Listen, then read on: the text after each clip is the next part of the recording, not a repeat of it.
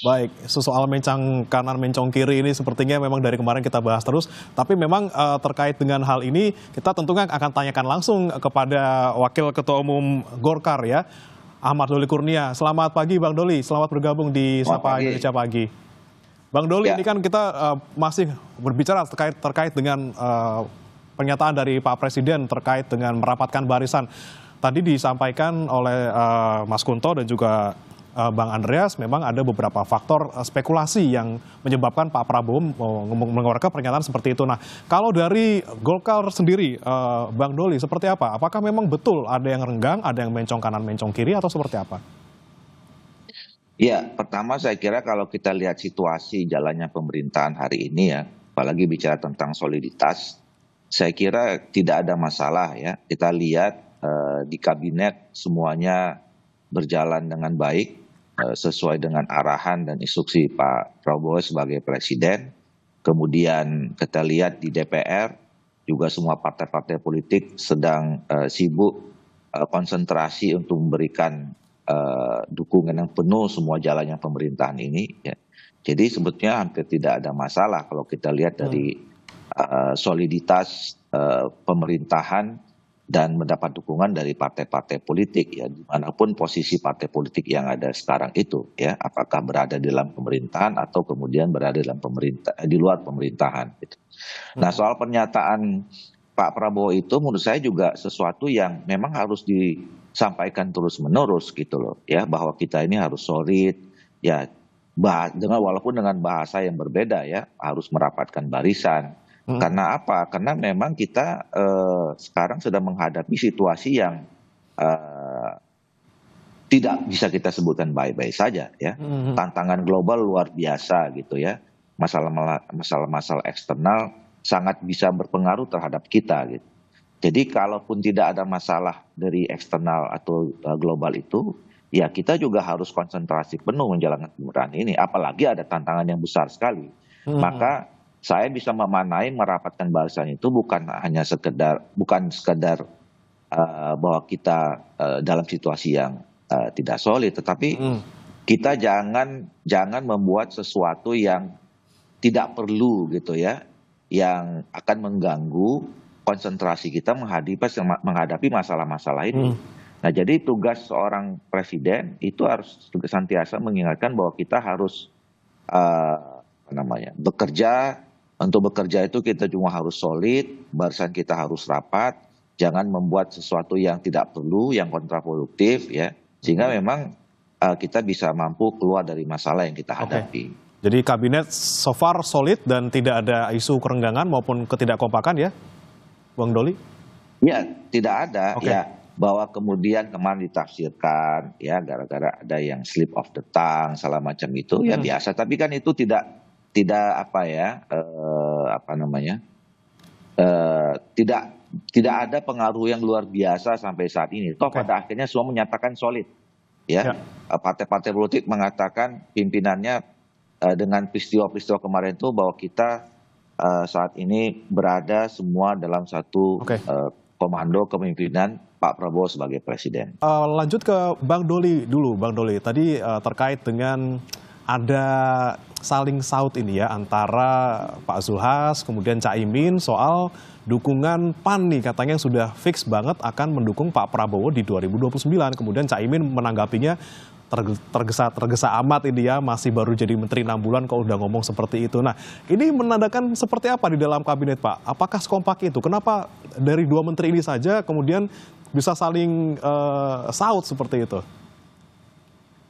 Iya, saya kira kan itu konteksnya bicara 2029 ya, masih jauh dan bisa saja ada orang yang berbeda kalau bicara 2029. Jangankan 2029, bicara besok aja orang belum tentu ada yang sama kan, kira-kira begitu.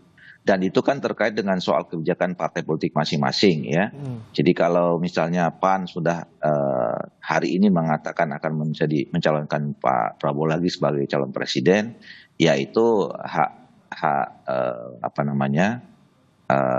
internal ya, masalah internal dari PAN sendiri. Nah, sama juga kalau misalnya PKB apakah kemudian bisa ditafsirkan itu menolak atau berbeda pandangannya belum tentu juga, ya kan? Kan bisa juga ditafsirkan apa yang disampaikan Pak Muhaimin itu, ya betul kalau secara ekstrim bisa mengatakan bisa jadi pilihannya akan berbeda. Tetapi kan bisa juga ditafsirkan bisa jadi pilihannya sama tapi tidak perlu disampaikan sekarang, kan bisa begitu Oke. juga gitu ya. Jadi oleh karena itu pertama tentu kita harus menghormati putusan masing-masing partai politik gitu ya, dan apa namanya, kalau bicara tentang soal pilpres, ya bisa juga dua tafsirnya, bisa terlalu cepat, bisa terlalu dini.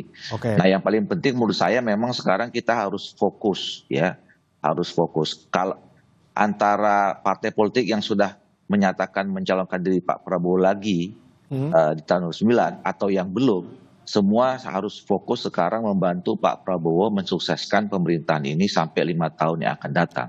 Itu Dan yang Golkar paling juga penting belum menurut ada saya. sikap ya Pak ya, belum ikut-ikutan Pak Zulhas nih Kak, untuk menyatakan dukungan. kalau kalau Golkar komitmennya jangka panjang dengan Pak Prabowo, ya. Hmm. Golkar dari awal sebagai pengusung utama Pak Prabowo dan Pak Gibran, tugas kami adalah pertama mensukseskan pemerintahan ini sampai 5 tahun yang akan datang. Oke. Yang kedua, untuk calon presiden, kami juga sudah punya komitmen selama Pak Prabowo eh, apa namanya masih berniat berkeinginan untuk menjadi presiden untuk periode berikutnya, kami tentu harus mendukungnya.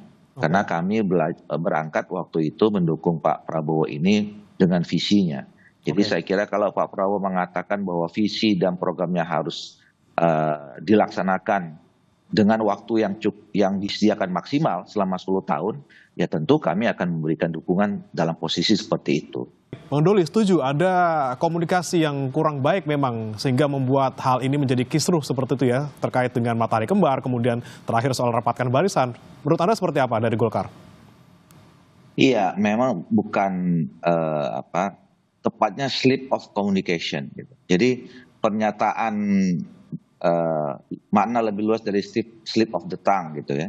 Jadi apa yang disampaikan Pak Zulkifli Hasan itu menurut saya kan sekaligus klarifikasi ya terhadap apa namanya tafsir-tafsir pada peristiwa sebelumnya, pada saat misalnya ada anggota kabinet yang datang ke Solo menemui Pak Jokowi yang kemudian waktu itu slip of the tongue gitu ya, dengan kata bos dan segala macam seperti itu. Nah, dari sana kan kemudian muncul soal tafsiran dua matahari tadi itu. Hmm. Nah, saya kira jadi pada saat waktu itu ada momentum yang tepat ada Pak Prabowo, ya kemudian Pak Zulkifli Hasan mengatakan bahwa itu adalah menunjukkan bahwa sebenarnya tidak ada dua matahari gitu. Ya, bahwa kita jangankan bicara tentang presiden 5 tahun ini, ya kita juga sudah mencalonkan Pak Prabowo nanti untuk 2029. Jadi itu klarifikasi sekaligus menunjukkan loyalitas terhadap Pak Prabowo yang sebenarnya juga kalau kita bicara tentang tafsir dua matahari, saya selalu mengatakan sebenarnya dalam sistem pemerintahan, sistem ketatanegaraan kita, ya nggak akan terjadi dua matahari itu gitu loh ya, bahwa kemudian masing-masing tokoh, masing-masing apa namanya bapak bangsa kita ada pengaruh, iya, tetapi dalam menjalankan sebuah pemerintahan di Indonesia ini dengan sistem presidensial, seorang presiden itu sangat kuat gitu, sangat otoritatif gitu. Jadi ya tinggal presidennya yang apa namanya ya, tergantung presidennya sejauh mana dia bisa menggunakan otoritasnya itu ya. Ya kalau diberi peluang mendengarkan siapa saja, mendengarkan pendapat masukan siapa saja bisa, tapi kan final decision-nya tetap di presiden. Nah, termasuk misalnya kalau ada menteri yang dianggap tidak loyal, tidak capable, tidak bagus kinerjanya, itu tergantung presiden mau diganti atau tidak. Jadi jangankan soan ya ke Pak Jokowi, ya kalau kemudian Pak Prabowo nggak suka misalnya seorang menteri datang mengunjung ke satu daerah, ya beliau punya hak prerogatif untuk menggantinya. Jadi menurut saya